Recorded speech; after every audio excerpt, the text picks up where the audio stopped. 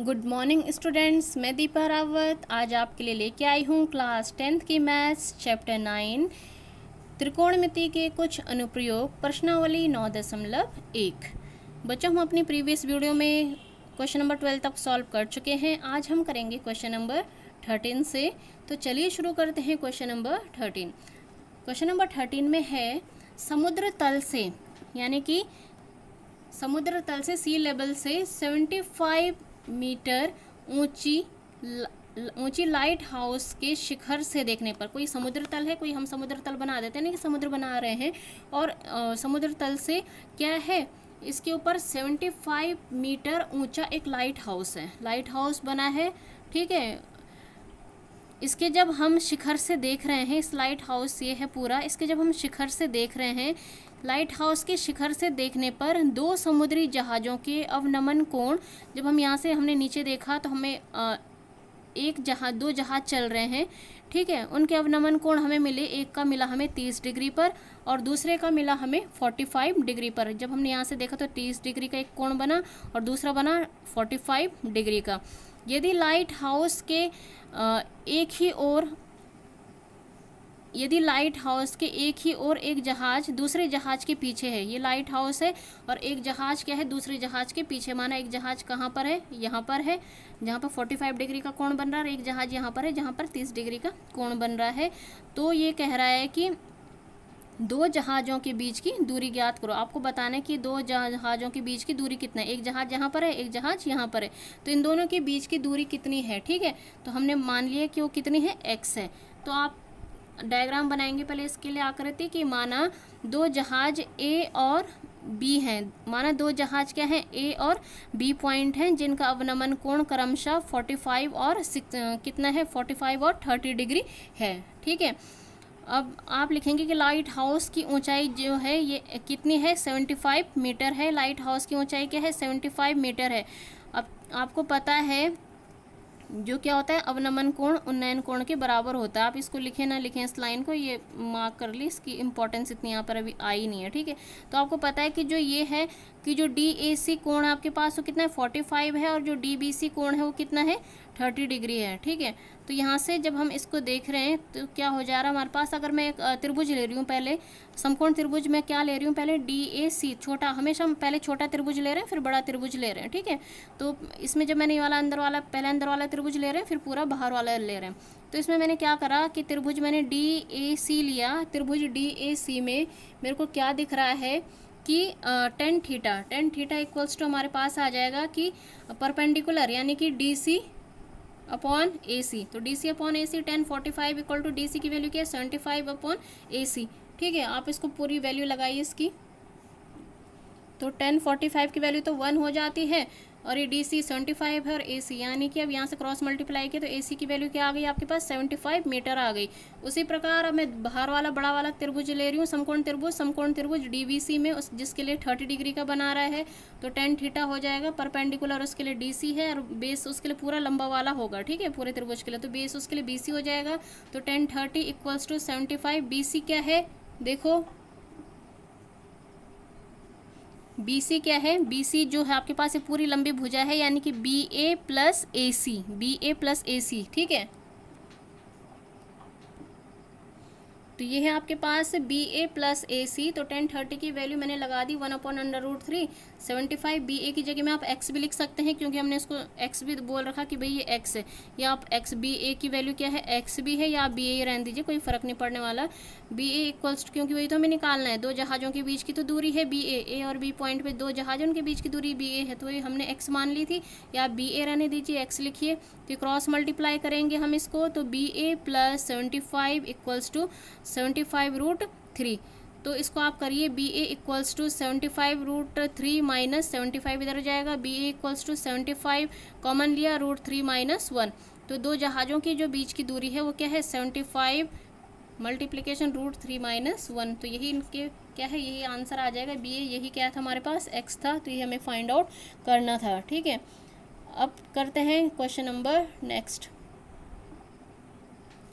बच्चों, question number 14 में हमारे पास कि 1.2 मीटर, 1.2 मीटर कोई लंबी लड़की है, भूमि से भूमि से 88.2 मीटर की ऊंचाई पर एक क्षैतिज रेखा में हवा में उड़ रहे गुब्बारे को देखती है। कोई 1.2 मीटर लंबी लड़की है और कोई भूमि से कितने, ये हमने भूमि बना ली, ये लड़की है, ठीक है, ये क्या है, लड़की है। ये पूरी भूमि पर ये खड़ी होगी, तो यहाँ से एक हमने भूमि बना ली और यहाँ से लेकर के यहाँ तक की जो दूरी है वो कितनी है, 88.2 मीटर है। और 88.2 मीटर की दूरी पर क्या है, हवा में कोई ऊपर ये गुब्बारा उड़ रहा है, ठीक है, उड़ रहे गुब्बारे को देखती है। किसी भी क्षण लड़की की आंख से गुब्बारे का उन्नयन कोण 60 है। जब यहाँ से देख रही है तो उसका उन्नयन कोण कितना है, 60 डिग्री का है। जब वो गुब्बारे को देख रही है, जब यहाँ से देख रही है तो ये पूरी भी ऊंचाई कितनी हो जाएगी, जितनी ऊंचाई होगी उतनी तो ये होगी, ठीक है। तो इसमें क्या है कि ये गुब्बारे को देख रही है तो इसकी जो उन्नयन कोण कितना है, ये 60 डिग्री का बन रहा है। लेकिन थोड़ी देर बाद क्या होता है, कुछ समय बाद उन्नयन कोण घटकर 30 डिग्री हो जाता है। तो ये उन्नयन कोण क्या हो जाता है, 30 डिग्री हो जाता है, नहीं कि गुब्बारा थोड़ी आगे निकल जाता है ना, कुछ दूरी तय कर लेता है, तो ये 30 डिग्री हो जाता है। तो इस अंतराल के दौरान गुब्बारे द्वारा तय की गई दूरी, पहले गुब्बारा यहाँ था, जब वो 60 डिग्री का देख रही थी, यहाँ से 60 डिग्री पे देख रही थी, है ना, जब उसके आँख का उन्नयन कोण गुब्बारे के साथ कितने डिग्री का कोण बना रहा था, 60 डिग्री का कोण बना रहा था। तो कितना था, ये 60 डिग्री का था जब गुब्बारा यहाँ पे था। बाद में क्या कर रही है कि थोड़ी देर बाद वो कितनी हो जा रही वाली दूरी, 30 डिग्री की हो जा रही है, ठीक है। तो ये वाला हमें बताने कि पहले गुब्बारा यहाँ था, गुब्बारा यहाँ तक चला गया, तो इसमें कितनी दूरी ये तय करी, ये वाली दूरी हमें फाइंड आउट करनी, निकालनी है। तो लड़की की ऊंचाई कितनी है, 1.2 मीटर है। भूमि से गुब्बारे की ऊंचाई कितनी है, वही ये पूरी दूरी, भूमि से गुब्बारे की ऊंचाई है 88.2 मीटर, ये पूरी भूमि से, ठीक है।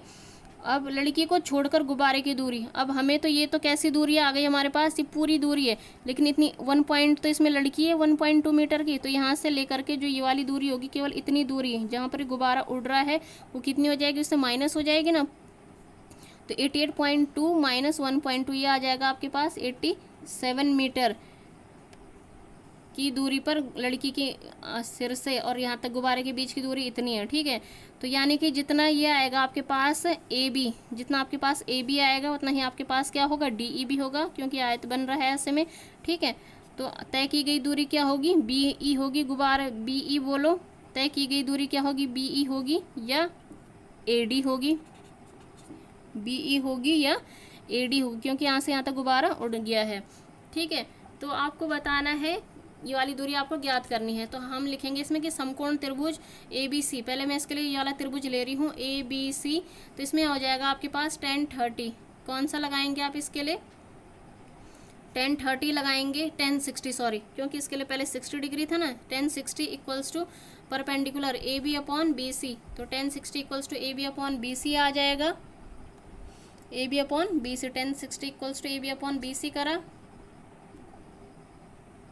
1060 की आप वैल्यू लगाओ, √3 इक्वल्स टू इसकी AB अपॉन BC, AB की वैल्यू कितनी 87 और BC की हमें पता नहीं है, तो BC को एज इट इज़ रहने दो, तो इसको क्रॉस मल्टीप्लाई किया तो BC की वैल्यू आ गई यहाँ से 87 √3 अपॉन √3।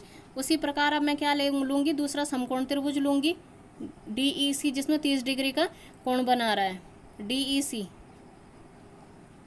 इसमें मैं त्रिभुज ले रही हूँ DEC, तो इसमें परपेंडिकुलर तो ये हो जाएगा और बेस क्या हो जाएगा, ये हो जाएगा पूरा EC, है ना। तो लगा लिया मैंने कि थीटा की जगह में क्या है 30, 10 30 इक्वल्स टू DE की जगह में 87 है, C की जगह में क्या आ जाएगा, C पूरी दूरी है, किस किस को जोड़ के बनी है, BC प्लस BE को जोड़ के बनी है। तो 10 30 की वैल्यू क्या हो जाएगी, 1 अपॉन √3 इक्वल्स टू 87, BC की जगह में BC है और BE की जगह में क्या है, BE है। मैं BC की वैल्यू कहाँ से यूज़ करूँगी, यहाँ से, तो इसको आप क्रॉस मल्टीप्लाई करिए, BC plus BE equals to 87 √3, BC की जगह में आप वैल्यू यहाँ से रखो 87 upon √3 plus BE equals to 87 √3, यहाँ से BE सॉल्व करेंगे 87 √3, ये इधर जाके माइनस हो जाएगा, माइनस 87 अपॉन √3, यहाँ से मैंने एलसीएम ले लिया, इसका एलसीएम लेना आपको आता है, सॉल्व करेंगे 87 इंटू 3 आ जाएगा, √3 का √3 से मल्टीप्लाई होकर क्या बन जाता है, 3 बन जाता है, माइनस 87 कॉमन कर लिया, 3 - 1, तो 87 इंटू 3 माइनस 1 2 आ जाएगा, इसको मल्टीप्लाई किया तो 174 आ गया, 174 अपॉन √3। इसको रैशनलाइज करिए, परिमेयकरण करिए इसका आप, इसको √3 से गुणा भाग कर लिया तो ये आ जाएगा 174 √3 अपॉन √3 को √3 से करने पर क्या आता है 3। तो इसको जब मैंने कैंसिल किया तो 58 आ गया, 3 58 जो 174 होता है, तो यानी कि क्या आ जाएगा 58 √3, ये क्या आ जाएगा इसका आंसर आ जाएगा। ठीक है, और ये हमें निकालनी थी BE, यानी कि BE बोलो, चाहे हम इसको AD भी बोल सकते हैं क्योंकि दो बैलून्स के बीच की दूरी यही थी, BE बोलो या AD बोलो। नेक्स्ट क्वेश्चन हमारे पास इस प्रश्नावली का लास्ट क्वेश्चन, लेकिन ये क्या है मोस्ट इम्पॉर्टेंट क्वेश्चन है, इम्पॉर्टेंट क्वेश्चन है बहुत ज़्यादा। इसमें है आपके पास कि मीनार के आधार से, कोई हमारे पास कोई मीनार है, मीनार के आधार से और एक सरल रेखा में, कोई मीनार है हमारे पास, मीनार का जो आधार है उसमें एक सरल रेखा में 4 मीटर यहाँ तक हम बढ़े 4 मीटर और 9 मीटर की दूरी पर, और यहीं से ये 4 मीटर यहाँ से हो गए और यहीं से आगे तक की दूरी ये 9 मीटर की दूरी पर स्थित दो बिंदुओं से मीनार के शिखर का उन्नयन कोण, ये मीनार है, इसके शिखर का उन्नयन कोण कितना है, मीनार के शिखर का उन्नयन कोण पूरक कोण है। पूरक कोण यानी कि पूरक कोण कब होता है, जब दो कोणों को जोड़ के कितना आता है 90 डिग्री आता है। तो अगर हम दो कोणों को जोड़ के जब 90 डिग्री आता है, ठीक है, पूरक कोण इन्हीं को तो कहते हैं जब दो कोणों को जोड़ के 90 डिग्री आता है, यानी कि अगर हम एक कोण को थीटा ले लें तो अगला कितना बचेगा 90 माइनस थीटा। अगर मैं बोलूँ कि एक है 30 डिग्री तो अगला कितना होगा, अगले को 60 होना चाहिए क्योंकि 30 + 60 क्या होता है 90 होता है। तो एक को मैं थीटा ले रही हूँ तो अगला क्या ले रही हूँ मैं 90 माइनस थीटा ले रही हूँ। ठीक है, तो सिद्ध कीजिए कि मीनार की ऊंचाई कितनी है, h मीटर। आपको बताना है कि मीनार की जो ऊंचाई है वो कितनी है, आपके पास h मीटर है। तो इसमें मैंने बोल दिया कि माना मीनार की ऊंचाई क्या है h मीटर है, हम यही प्रूफ माना सिद्ध कीजिए कि मीनार की ऊंचाई कितनी है, सॉरी 6 मीटर है, मीनार की ऊंचाई कितनी है 6 मीटर है, आपको ये सिद्ध करके लाना है, फिक्स है। तो मैंने इसको बोल दिया कि माना मीनार की ऊंचाई क्या है h है, हमें h की वैल्यू है 6 प्रूव करके लानी है। तो मीनार की ऊंचाई क्या है h मीटर है। तो समकोण त्रिभुज पहले मैं ABC लूँगी, तो ABC में क्या हो जाएगा मेरे पास tan theta = AB perpendicular upon base. Perpendicular क्या है इसका AB है और इसमें क्या है BC। तो AB मैंने क्या मान लिया h मान लिया है और BC क्या है 4 दिया है, इसको समीकरण 1 कर लिया। फिर उसी प्रकार मैं क्या कौन सा त्रिभुज लेने वाली हूँ ABD लेने वाली हूँ। समकोण त्रिभुज ABD में क्या आ जाएगा आपके पास थीटा कितनी, ये कितना हो गया कोण कितना हो गया 90 माइनस थीटा हो गया ना। तो इसमें आप क्या लिखने वाले हैं, इसमें आप लिखने वाले हैं कि tan 90 माइनस थीटा, क्योंकि tan की थीटा की जगह में 90 माइनस थीटा हो गया = परपेंडिकुलर AB, परपेंडिकुलर इसके लिए AB रहेगा और बेस क्या रहेगा BD रहेगा पूरा। तो क्या हो जाएगा इसमें AB upon BD, tan 90 minus theta = AB की जगह में क्या है h है और BD की जगह में क्या है पूरी 9 है, यहाँ से लेकर के यहाँ तक की दूरी क्या थी 9 है।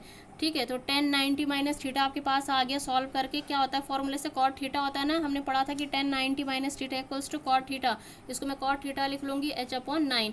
ये दूसरी समीकरण बन गई। अब मेरे को क्या करना है कि पहली और दूसरी समीकरण को क्या करेंगे हम गुणा करेंगे, क्योंकि मेरे को tan और cot तो चाहिए ही नहीं सवाल में, इनको कैंसिल होना पड़ेगा। ये कैंसिल तभी होंगे जब ये आपस में गुणा होंगे, क्योंकि tan क्या होता है cot का उल्टा होता है। ठीक है, तो आपके पास हो जाएगा समीकरण पहली और दूसरी को गुणा करने पर इसका tan थीटा cot थीटा के साथ गुणा होगा और उसकी एक जो वैल्यू h/4 और अगली वैल्यू क्या है h/9। tan थीटा वाली वैल्यू क्या आ गई थी h/4 और cot थीटा वाली h/9। तो देखो tan थीटा तो ऐसी रहने दो, cot थीटा को मैं क्या लिख सकती हूँ 1/tan थीटा बोला था फॉर्मूले में, क्योंकि हमें सवाल में तो ये चाहिए ही नहीं ना, इसलिए मैं कैंसिल करना है ताकि यहाँ से tan से tan कैंसिल हो जाए, यहाँ पे केवल 1 बचा रह जाएगा। ये क्या हो जाएगा h को h से गुणा करने पर h स्क्वायर 4 × 9 36। तो यहाँ पे केवल 1 रह गया, 1 = h²/36। इसको आप क्रॉस मल्टीप्लाई करिए, 36 = h², h = √36, यानी कि यहाँ से आ जाएगा 6 मीटर। तो हमें यही ऊंचाई तो ज्ञात करनी थी कि 6 मीटर होती है, h = 6 मीटर, यही क्या करना है हमें प्रूव करके लाना है। ठीक है, तो यही आपका प्रूव हुआ क्वेश्चन, बहुत इंपॉर्टेंट क्वेश्चन है। ये प्रश्नावली आज आपकी यहाँ पे समाप्त होती है। Thanks for watching my videos.